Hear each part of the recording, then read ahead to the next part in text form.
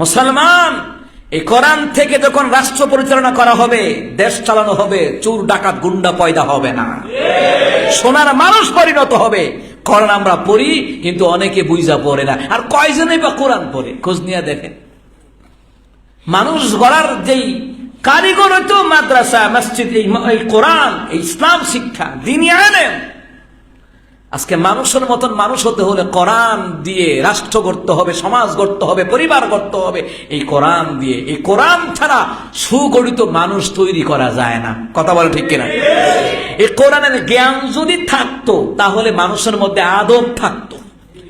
এই বেয়াদবের গোষ্ঠীর আদব নাই দেখেই গত জুমায় বাইতুল মোকাররমে হামলা করেছে বেয়াদবের গোষ্ঠীরা। এটা স্বৈরাচারীদের দালালের গোষ্ঠী এগুলা।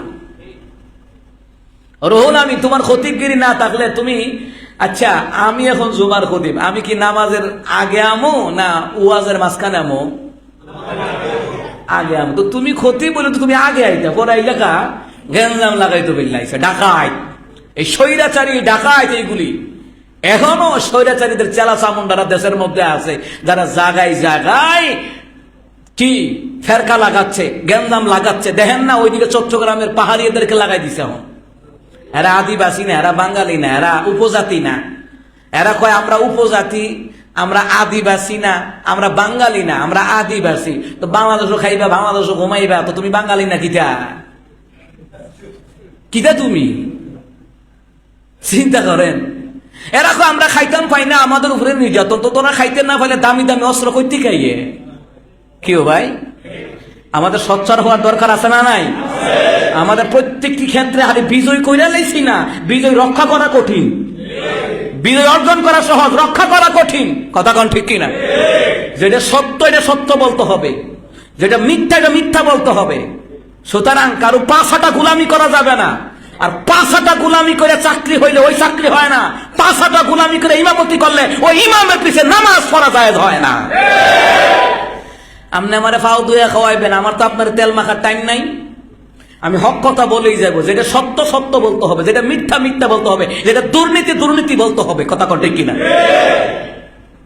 আমনের বই আমি ওয়াজ করাম, কারো গায়ে লাগলে কিছু করার নাই। কারণ হক কথা বলে বলে সাহাবায়ে কেরাম জীবন দিয়েছেন। এই দেশে যে আউলিয়ারা এসেছিলেন, তারা কি যুদ্ধ করেন নাই? শাহজালাল শাহপরান ইয়ামিন রহমতুল্লাহ যুদ্ধ করেন নাই? তো করছেন কেন? হক কথা বলতে গিয়ে তো যুদ্ধ করা লাগছে। হক কথা বলতে গিয়ে, কোরআনের কথা বলতে গিয়ে যুদ্ধ করা লাগছে। হক কথা বলতে হবে। আপনি কোন দলের হন? আপনারা গণার আমার টাইম নেই। আমি আপনার খাই না, তো গণার টাইম নেই আমার।